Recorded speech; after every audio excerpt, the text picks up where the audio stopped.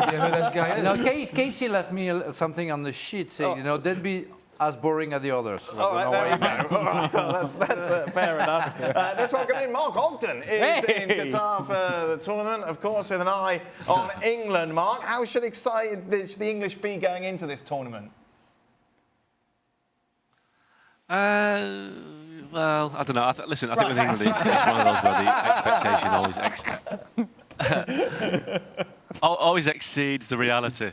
And I think, should they be excited? Not really. I saw Casey's bracket, and I think England getting to the semi-finals is optimistic. I think they should get out of the group, but I think beyond that, they've got issues that they need to address, and I'm not sure that they're capable of doing that with the squad that they've got. What are the big issues for you, Mark?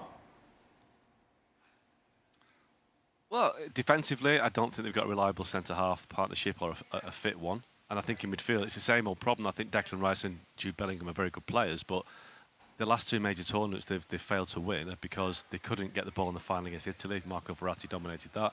Luka Modric dominated the semi-final against Croatia in 2018. And the same issue remains. If England play against a team that will dominate possession, they can't get the ball back and they can't keep it. And at that level, you need to be able to control the game, and they haven't got the player to do that, unfortunately. So, yes, they've got Harry Kane who can score goals against any team in the world. And I think, people like Trent Alexander-Arnold, when he's going forward, again, one of the best in the world, but defensively not the same. I just think it's the same old problems that England have always had. Midfield, controlling the game, and defensively, I just think they're too static at the back. Are we expecting any surprises, Oggy, in this England team? I mean, I'm presuming Maguire's going to start. Yeah, I think the surprise, and it's not a massive surprise, is that Bukayo Saka will probably start ahead of Phil Foden. I think, it's not a bad choice to have, but I think Southgate's options at the back are limited, aren't they? It's going to be Stones and Maguire because, Conor Cody's in the squad, but I don't think Conor Cody's going to start the game. I think Kieran Trippier at right back's a better option than Alexander-Arnold. I just think England have got to this stage with some great attacking players, but again, it's the same old problems that he's having to almost patch up, really, because Stones has been injured and Maguire's been injured as well. So you've got two centre-halves who've done well for him in the past, but they're not fit. And certainly Maguire's not in form. So I think they'll be OK in the group. I don't think Wales, Iran or the US will give them too many problems in the sense that test those weaknesses. But once they get to play a top team, they'll struggle. And if they get through and they get the Dutch, again, they might be OK there because the Dutch don't have a striker. But I think the first time that England play a team that have got good forwards and good midfielders, then they'll probably lose. Why isn't Foden playing, Mark? He's been brilliant this season. Southgate just likes Saka. I'd pick Foden every time. I think Foden's a great player, but Southgate does like Bukayo Saka. I think he offers him a little bit more defensively. Not that I think he'll need that against Iran. Sorry, Iran, but I think tomorrow's a game where you can just, put your better attacking players in. He just likes Saka, and I think that is one thing that Southgate does. He tends to go with players that he has a preference for. He likes Jack Grealish, and he's preferred Grealish over James Maddison for 18 months now. So obviously Maddison's injured, but I don't think Grealish will start either. But I think he does have certain favourites, and Saka for me has just edged out Foden on that basis. And I think Raheem Sterling gets a game because of the same sort of thing. He's done well for England in the past under Southgate. Yeah, I mean, that's another favourite of his. Sterling wasn't playing well. Actually, to be fair, I don't get it. Phil Foden's been brilliant. You can certainly fit him in that Sterling team. wasn't playing well ahead of the Euros in 2021.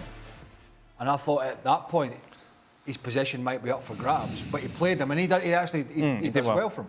However, I agree with you. And I think there's a couple of things that will leave the door open for some real heavy criticism of Southgate will be his selection of Maguire, depending on how that goes.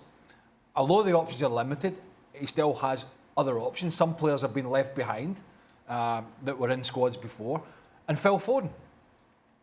Saka and Foden, we're talking about two of the most exciting young players, certainly in the Premier League, flanking Harry Kane. So it comes down to, that against historically players have done well for you.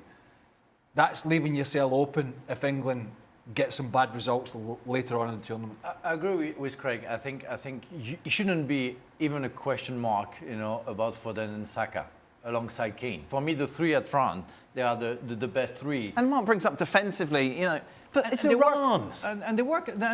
Foden's going to come back and work defensively. If you ask a young guy like Saka to do your job defensively, he's going to do it. He's going to listen to you and he's going to do it. So I don't see the issue of not seeing those three players at front.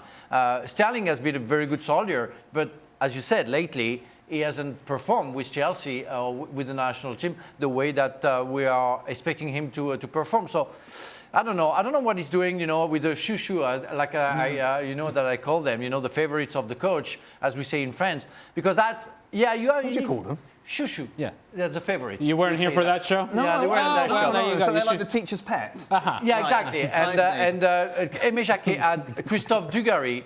It was his favorite. The first to put in the list was Christophe Dugarry. Yeah. And we were laughing about it, in a nice way. But that's what it is. But when you have too many favorites, and especially when they don't perform with their clubs the way you want them to perform, you can have question marks about the selection of the national team coach. Because that's not only about who you like, who is your favorite, is who does well with your team and who's going to bring something special to you. Central back, you have question marks, Mike Wire. That's still a good team, though. You look at that group of players and you go, okay.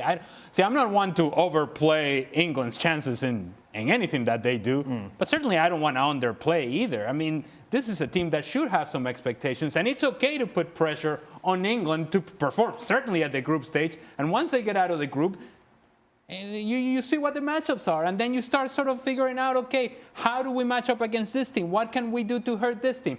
More importantly than anything, for me, when I look at England, I think this is a team that has to take a step forward. Yeah. That when they have an opportunity to go and attack, when they have an opportunity to go and win a game, take the step forward. Why do they lose the Euros? Is because once they went up, they got afraid of the moment and they took a step back and allowed Italy to control the game through the midfield. It's time for this group of players to have the personality and the character to be able to say, you know what, this is our chance, let's make a run, let's do it because we have good enough players to do so. I just can't envisage a team without I think he's so good, I just can't envisage a team without him. And I think other countries would harness his talent. You think about Spain with young Pedri. Yeah.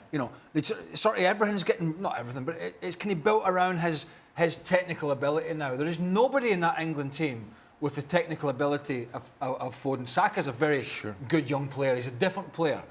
But Foden does exceptional things. And for a guy who got into his first World Cup, playing for the best team in England and a regular in that Manchester City team, one of the first names probably along with De Bruyne that Pep puts in the team, I think I'd be getting the big size 10 and bashing Gareth Southgate's door in if he doesn't play. Because he's such a good player. Yeah. Sure. Let's take a look at the predictions. I imagine everyone's going for England, 3-0, 4-0, 2-0, 2-0, 2-0.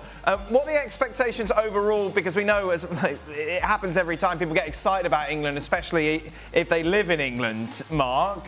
What are they looking at? What would be a successful tournament for them overall?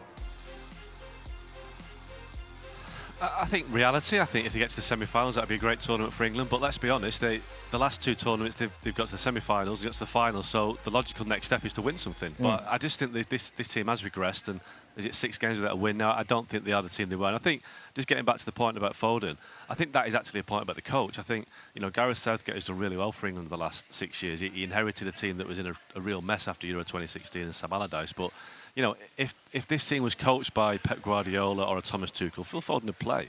I think Southgate at times, his caution and his negativity and his lack of bravery has held England back. I think it could hold this team back. England have got a good generation of players here. Let's not talk about golden generations again, but they've got a very good generation of players. And it could actually be wasted by a coach that isn't quite up to the level of the players. I think, if they had a elite coach, he would find a way to make this team work, to get all the best players in it, and to make it capable of beating your Brazils, Argentinas, France, people like that. I just don't think with Gareth Southgate they'll do that. I think on the very big games that he's been tested like that, he's failed, and he has done a great job. But like I say, the big games where he's had to step up and find a way to win, he hasn't done it. Who's your roommate, Mark, before you go? I've got Jules, who's incredibly tidy. Have we asked who Gab's roommate is, by the way? Oh, yeah, we've heard about that. Gab is on the penthouse on his own, apparently. Yep. Mark Ogden, thank you very much. Just a reminder then, ESPN FC with you every single day. Will be live at 6 p.m. Eastern. Thanks so much for watching ESPN on YouTube. And for more sports highlights and analysis, be sure to download the ESPN app. And for premium content and live streaming, subscribe to ESPN+.